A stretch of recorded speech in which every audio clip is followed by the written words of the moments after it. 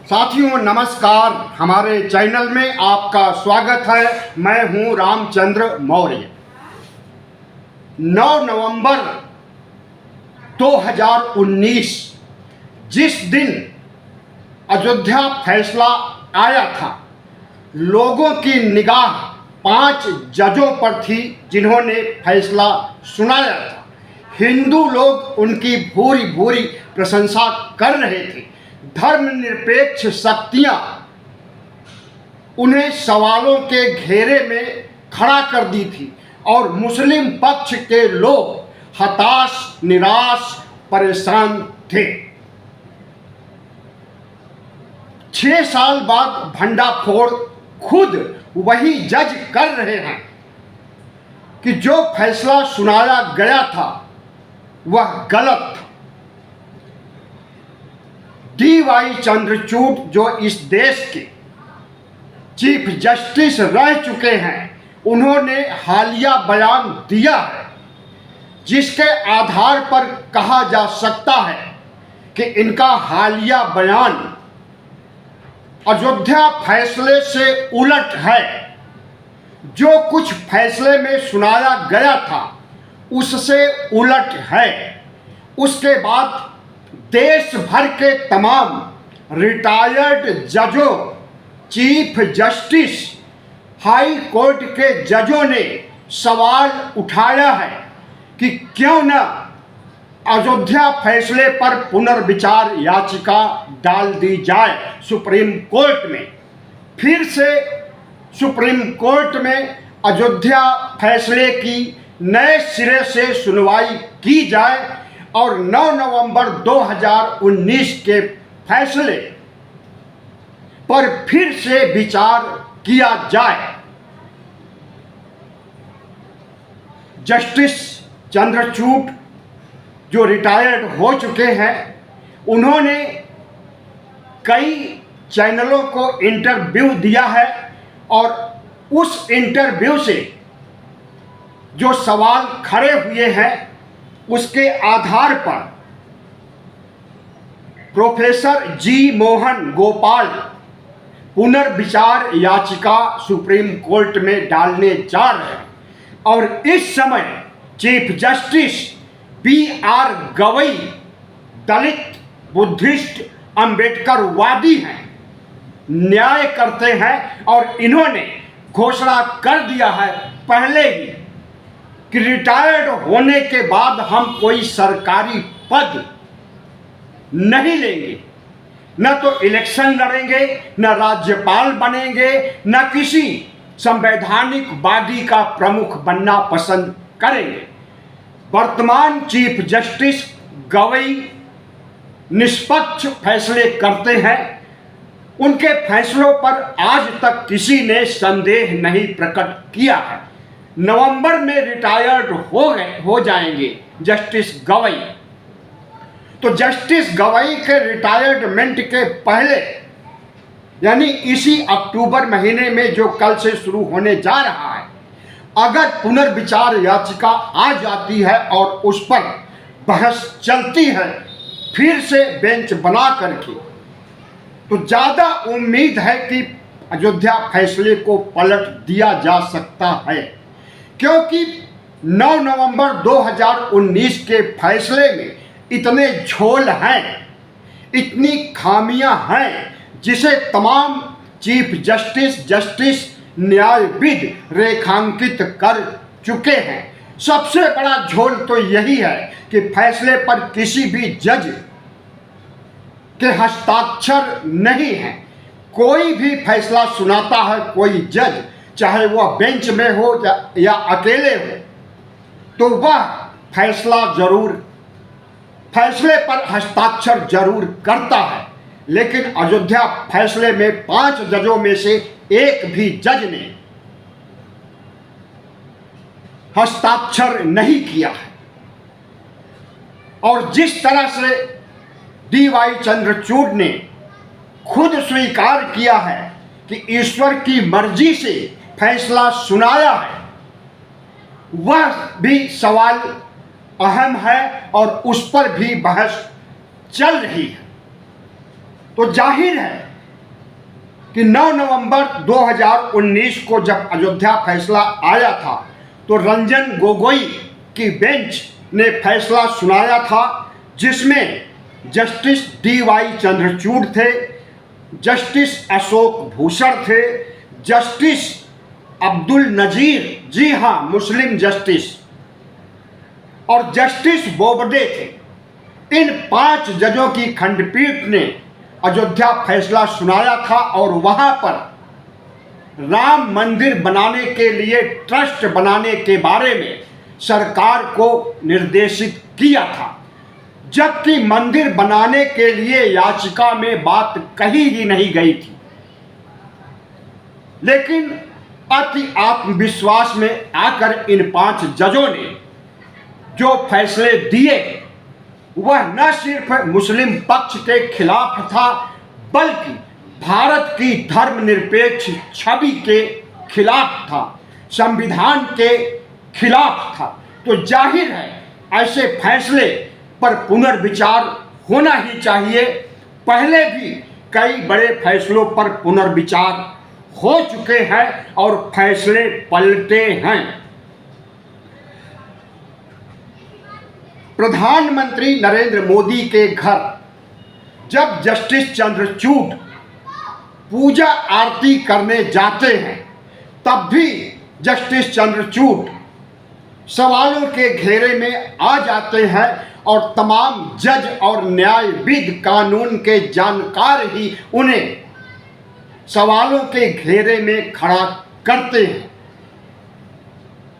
व्यवस्थापिका, कार्यपालिका के प्रमुख और न्यायपालिका के प्रमुख को सार्वजनिक रूप से इकट्ठा होकर के गलबहियां डालना संविधान के खिलाफ है। उस समय जस्टिस चंद्रचूड़ ने कहा था, क्योंकि मैं हिंदू हूं इसलिए हिंदू प्रधानमंत्री को अपने घर बुलाया था। किसी प्रधानमंत्री को किसी चीफ जस्टिस ने नहीं बुलाया था। एक हिंदू दूसरे हिंदू को बुलाया था। जाहिर है कि चंद्रचूड़ की बात अर्ध सत्य है। दोनों हिंदू हैं, यह बात सही है, लेकिन दोनों संवैधानिक पद पर बैठे हुए हैं, यह बात भी सही है। और कार्यपालिका के प्रमुख को, चीफ जस्टिस ऑफ इंडिया को किसी भी सरकारी या मंत्रिमंडल के मंत्री या प्रधानमंत्री से मिलने जुलने का अधिकार, गलबहियां डालने का अधिकार, पूजा करने का अधिकार संविधान नहीं देता। तो जाहिर है कि जो बातें जस्टिस चंद्रचूड़ ने कही है वह बातें पिछले फैसले 9 नवंबर 2019 के फैसले से बिल्कुल उलट है। 9 नवंबर के फैसले में कहा गया था कि यहां पर मंदिर होने के कोई सबूत नहीं है, मस्जिद से पहले मंदिर होने का कोई खंडहर, अवशेष, पत्थर कुछ भी नहीं प्राप्त हुआ है। तो जाहिर है कि वहां पर राम मंदिर था ही नहीं। जब राम मंदिर नहीं था तो मस्जिद को गिराना अत्याचार था, अन्याय था, और इस बात को सुप्रीम कोर्ट ने कबूल भी किया था कि मस्जिद को गिराना अपराध था। लेकिन उन अपराधियों को दंड देने का काम इस देश के कोर्ट ने नहीं किया। तो जाहिर है कि आज chief justice, retired chief justice DY Chandrachud यह भी कह रहे हैं कि वहां पर मस्जिद की जगह पर मस्जिद के पहले मंदिर था। इस बात को यह आज कह रहे हैं और मंदिर को तोड़ करके वहां मस्जिद बनाया गया था। तो सुप्रीम कोर्ट के चीफ जस्टिस रह चुके 2019 में जो फैसला देते हैं, आज उसके उलट फैसला दे रहे हैं। और इस पर अगर सवालिया निशान उठाया जा रहा है, लगाया जा रहा है, तो यह वाजिब है और फिर से अयोध्या फैसले पर पुनर्विचार होना चाहिए। और इसके लिए अगर जी मोहन गोपाल तैयार हो गए हैं, जो कि लॉ के प्रोफेसर हैं, तो हम समझते हैं कि यह स्वागत योग्य कदम है। आज चीफ जस्टिस बुरी तरह से फंस गए हैं अपने ही बयानों में, क्योंकि इन्होंने चैनलों को इंटरव्यू दिया है और वह रिकॉर्ड में आ गए हैं। उन्हें चीफ जस्टिस डीवाई चंद्रचूड़ झुठला नहीं सकते हैं। जस्टिस नरीमन जो कि रिटायर्ड हैं, इन्होंने भी कहा है कि 2019 का अयोध्या फैसला धर्मनिरपेक्ष छवि के खिलाफ था। जाहिर है कि इनका कहना है कि संविधान के खिलाफ था, और जो काम संविधान के खिलाफ हो उस पर सुप्रीम कोर्ट को फिर से पुनर्विचार करना चाहिए।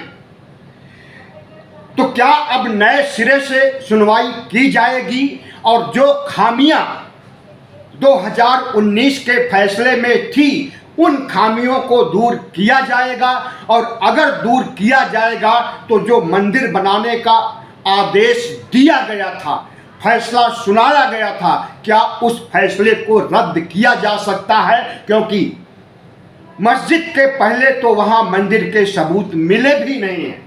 इस बात के भी कोई सबूत नहीं मिले हैं कि वहाँ पर कौशल्या ने किसी राम को जन्म दिया था।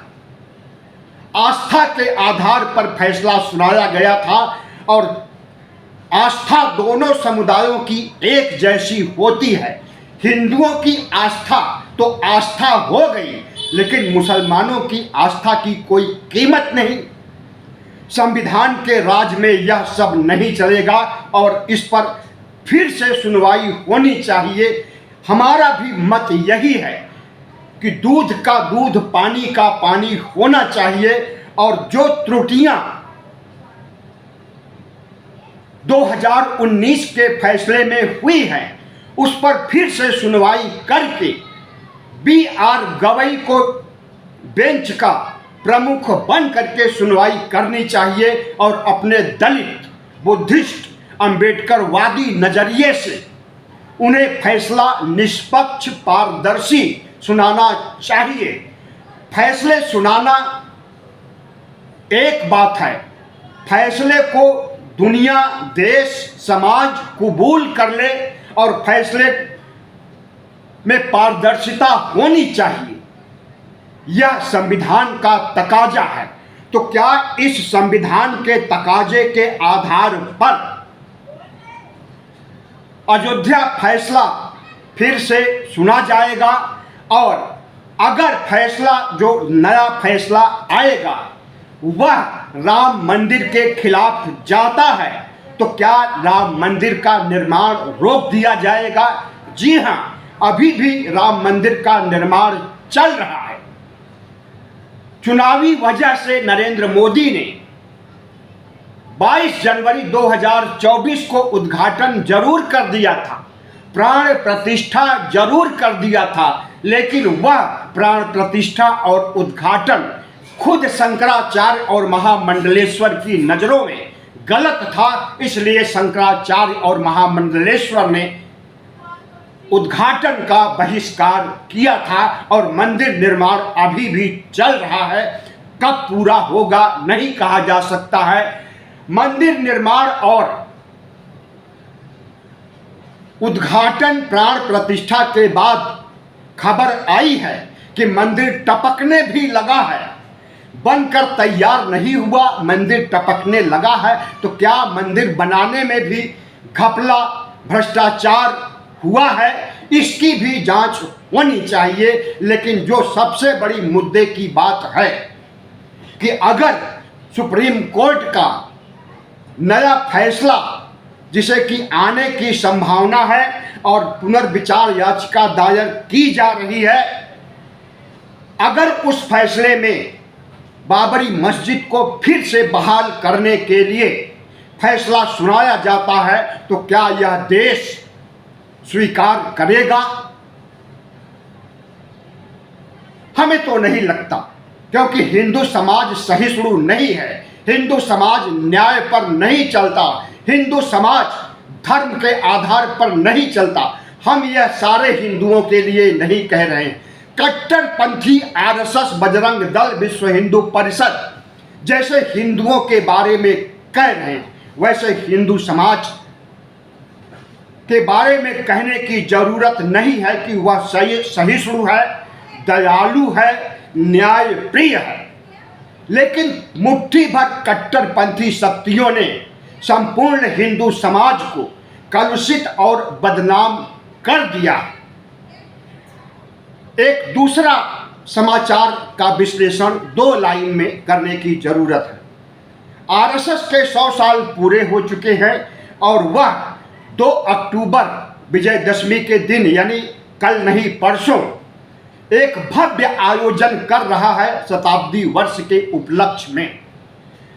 इसकी मुख्य अतिथि वर्तमान चीफ जस्टिस की मां कमल ताई के हाथ से कराने का इरादा आरएसएस का है और आरएसएस ने इस बारे में कमल ताई को, चीफ जस्टिस की मां को पत्र लिखा।